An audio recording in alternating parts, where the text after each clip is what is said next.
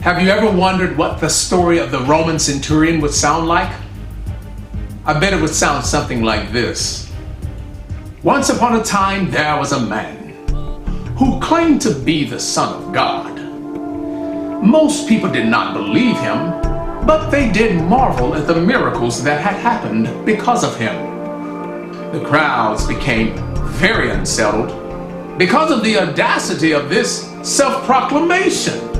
How dare this man call himself the Son of God? And then came the cries, "Crucify him! Crucify him!" Those cries still ring in my ears. The picture of Pontius Pilate sitting there on the judge's bench, asking the crowds of leaders and people. He said, "Shall I crucify your king?" And the people replied, "We have no king but the emperor." Oh, it still haunts me today.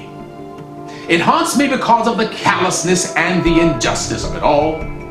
But mostly it haunts me because of the injustice and the callousness that I find in myself. But the story doesn't stop there. No, not at all. Because 3 days later, he rose again. And this time with all power in his hands. He defeated death and the grave. I knew I should not have murdered that man. Now, we did not call it a murder. We called it a crucifixion, and we were well within the confines of our long-standing tradition. It was a governmental process for the good of the people and the kingdom. So it was more humane, more or less. But then again, he did good things for the people. He did nothing wrong. Somehow I missed that. Oh, why? Why in agony do I cry?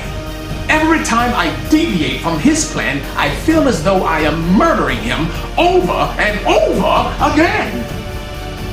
I must pull myself together. Now, I am not some low-ranking army soldier. I am a Roman Centurion. I have worked my entire life to get to this point.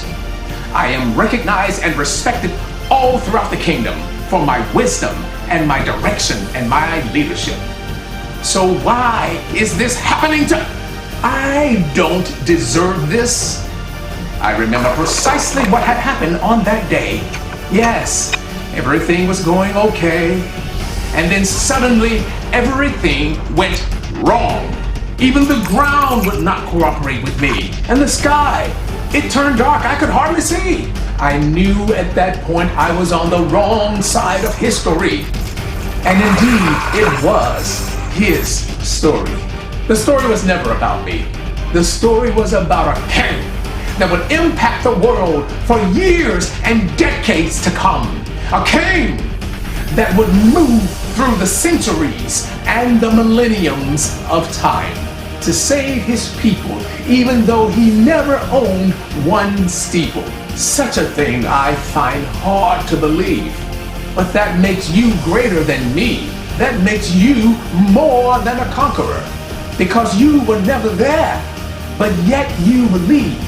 So stand and face every one of your battles.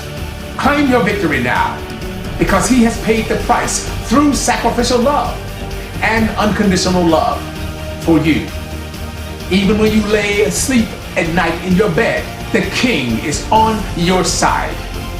Even when you are filled with pride and you say, he is not on my side, the king is on your side. Have you ever heard of such a king? I have not. I find it unfathomable, absolutely incomprehensible to the second power. What kind of king would do that? Even when you are filled with anxiety because of an upcoming test, interview, or what have you, the king is on your side. When your marriage is on the brink, the king is on your side. When you are so frustrated in life, you cannot think, the king is on your side. When your heart is filled with sorrow and you have no desire to be here tomorrow, the king is on your side. I believe that those dark days will turn bright and your sky will blossom with hope, promise, and delight because the king is on your side. I can only imagine what he is thinking when he looks at you even today. I bet he is saying, I love you. I am still alive. The fight continues, and you are worth it all. You are worth it all. Long live the King.